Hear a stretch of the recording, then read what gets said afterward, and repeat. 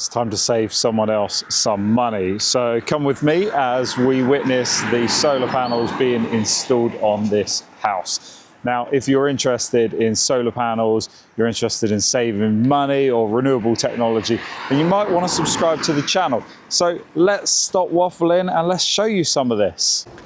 It's a big day today because solar panels are going up on that roof. We've got Dorset Solar Solutions here taking care of the job. Oh, there is a lot of kit. Should we go and have a little look on the roof, see if we can annoy the roofers enough? Well, they've got the weather for it. Yeah, it's very wonky. Yeah. I know, I've never noticed it from the ground, but I guess you get up on the scaffolding and... Yeah, it's going to take a bit of levelling, for sure.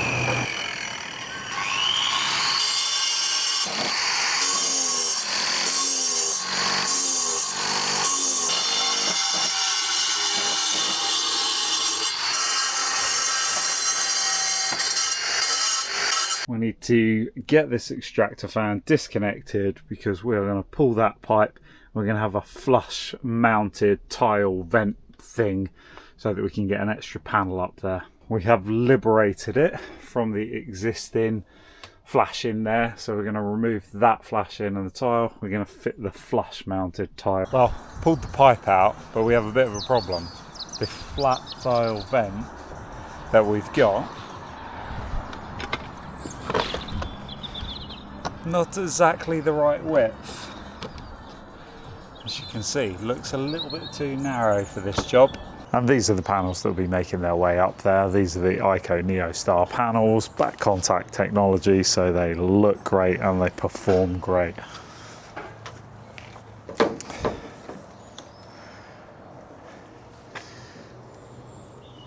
These particular ones are the 465 watt versions. Nice bit of scaffolding with some edge protection. The roofers have been doing a great job getting these brackets screwed down and fixed to the roof. And of course you can see that they have been having to notch these tiles out to make sure that the tiles fit nice and flush down. And I'm going to turn the camera around because you're going to see something that they have to deal with and why there's a lot of adjustment in these brackets. Now if I leave you there, go and walk over here.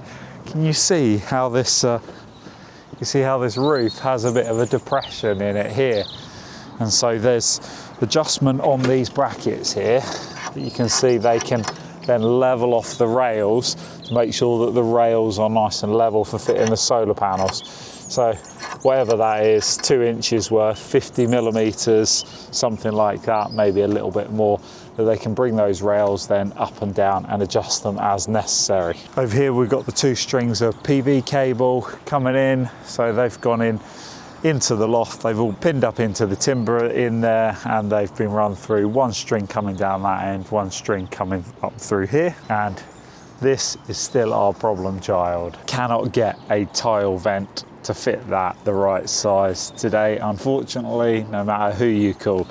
But the quickest one I could get tomorrow was actually Amazon Prime, quicker than any of the roofing wholesaler places could get me something. Well, you couldn't have picked sunnier weather for it, could you? If anything, it's a little bit too warm up here. What questions do you have about solar installation? What are the kind of things that you would like to see but aren't normally shown? So you can see the bottom rails are already fixed, and then the brackets are in for the top rail for the lower panels. Brackets are in for the lower rail of the top panels, and the last brackets that will go a few tiles up will be for the top rail of the top panels. And everything has been pushed a little bit further that way because of this soil vent pipe here. I've popped back today to see how they got on with the progress yesterday, and it is looking fantastic.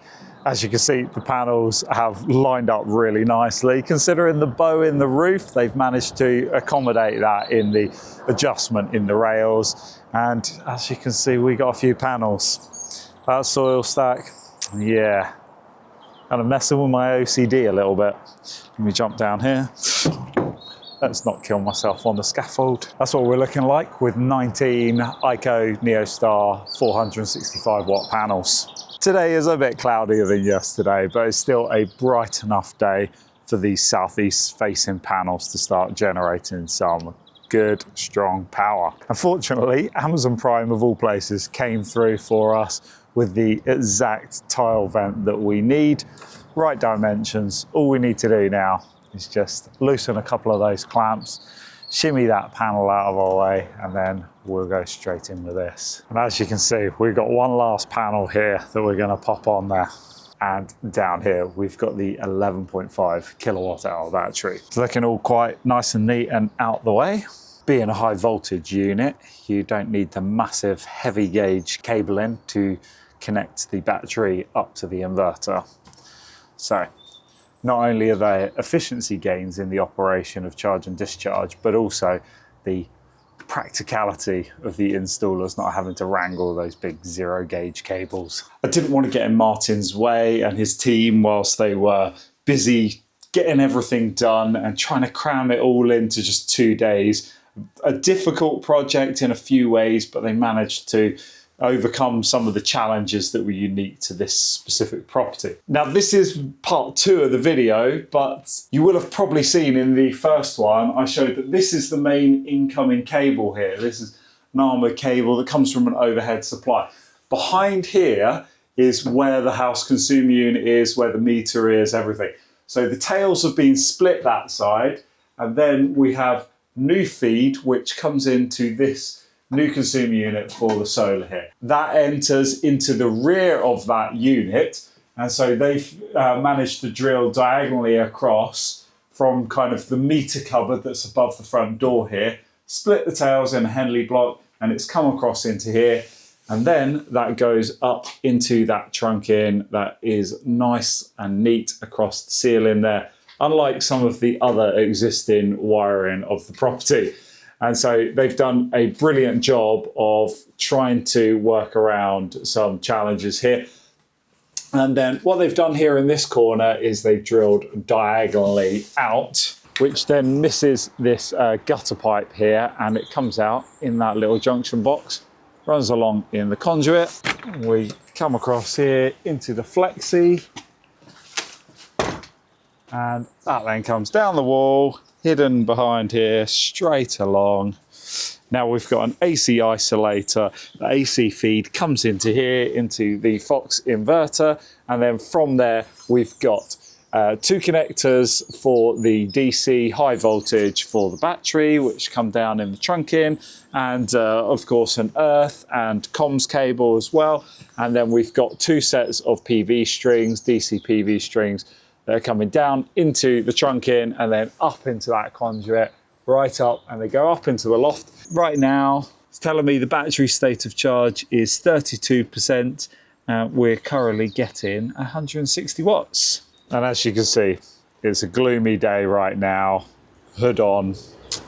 Not ideal, is it? Now, this is what we're looking like in the loft. A chimney breast to navigate. So they've come in over that side of the chimney breast, and then they staple these PV solar DC cables up onto the timber. And as you can see, it runs neatly up here. The 2 different strings separated to keep them easily identifiable. And then they just slip through the felt there and all labeled up. So if anyone comes in the future, they'll know that these are live DC cables connected to those solar panels. So that is really all you would see in most typical solar installations. Some people may also have the solar inverter in here and then the DC cable, then the AC cable running downstairs. This is our new tile vent. As you can see, there was previously a hole in the roof felt there. So the new tile vent just sits in there nicely. Now I need to do a bit of modification from that extractor and just loop it up to there. Okay, that's us wrapped up in the loft. As you can see, the extractor is now hooked up. The fan unit itself is down here, out of the bathroom, into the fan extractor unit, and then up to our tile vent. Really, it would have been nice to have a slightly longer hose, so I could have just run it across here and then kind of pinned it up to the wall a little bit. I don't really like that diagonal bit, but today we're making do with what we got, and that'll probably be good for flow anyway. No 90-degree bends on it, just straight out. So this is what 19 Aiko Neostar panels look like, 465 watts each. That gives us the potential of over 8.8 kilowatts peak that we could produce from this roof. And as it is a southeast facing aspect, it's quite likely we will hit those peaks or even exceed them. The cooler temperatures of the morning help the panels to be just that bit more efficient. So as this is orientated for a good strong generation, around 10 AM, something like that later in spring, I'm sure we'll be hitting over 9 kilowatts peak. Of course, we've gone for the bird edge protection. It really is an essential thing. I can't understand why some solar panels still go up on roofs without bird edge protection. I mean, whilst you got all this scaffolding here, just why wouldn't you? And the Fox ESS inverter that we're using is very flexible, but of course we're just running these as 2 strings, so 10 panels on one string, 9 panels on another string, and we've got 1 spare input on that inverter that could be used for future expansion, either on the northwest aspect of the house, but this property also has a couple of outbuildings that would easily house a bit of solar. Exhibit A. So let me know what you think in the comments. It's interesting to get up here when it's raining and see the beading on the panels. It's like when you've got a really good wax finish on car bodywork. You can see the waxy coating that these panels have really working to kind of self-clean. I noticed previously, before it started raining, there was a bit of bird decoration going on a couple of these panels, but a little bit of light rain and it's just a sprinkling. I haven't even got my hood up, and that is enough just to wash these clean.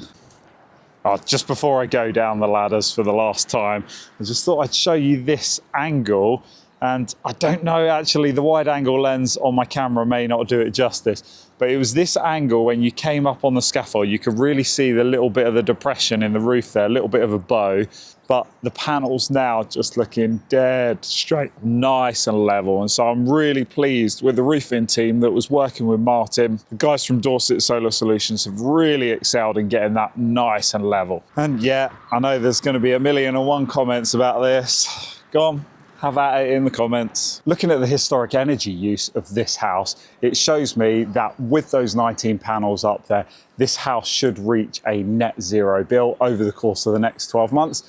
Depending on what the tariffs do and if they can remain a little bit favourable for us. But that's going to be a good place that they can get to, going from a bill that was £2,500 a year, something like that for their energy. It's well within the grasp of most of us now, with the cost of this technology becoming affordable for so many more people. And that's a wrap for part 2 of the series. Part 3 in the mini-series, we will be looking at the actual performance data, how this system has performed over its first few weeks, and we'll be talking through some of the further plans of how to reduce energy bills here, including looking at the heating system and if we can swing an EV into the mix to make some impressive savings. So stay tuned, like, comment, subscribe, farewell.